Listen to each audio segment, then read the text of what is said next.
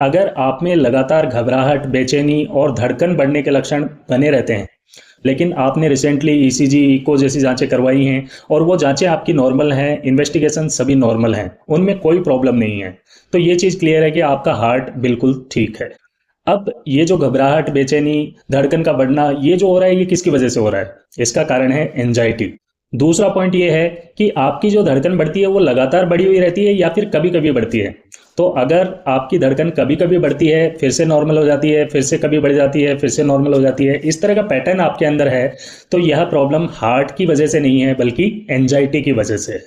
तीसरा पॉइंट, आप जब बिजी रहते हैं तब आपकी धड़कन बढ़ती है या फिर आप खाली रहते हैं तब आपकी धड़कन बढ़ती है?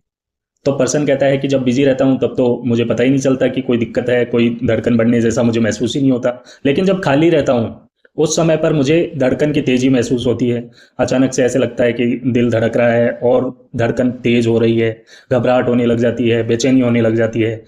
अगर खाली रहते हुए आपको ये प्रॉब्लम होती है तो ये एंजाइटी की वजह से है, हार्ट की वजह से ये कोई प्रॉब्लम नहीं है। चौथी बात, आपके दिल की धड़कन अचानक ऐसे ही बढ़ जाती है या फिर कोई नेगेटिव बात सुनकर बढ़ती है, जैसे कि कोई फ्यूचर के बारे में आपने सोचा हो कि मेरे साथ ऐसा हो जाएगा, उसको सोचने के बाद आपकी धड़कन बढ़ गई। किसी बीमारी के बारे में आपने सोचा हो, उसके बारे में सोचने के बाद आपकी धड़कन बढ़ गई। किसी की मौत की खबर सुनकर आपकी धड़कन बढ़ गई। किसी के बारे में, हार्ट अटैक के बारे में सुनकर आपकी धड़कन बढ़ गई।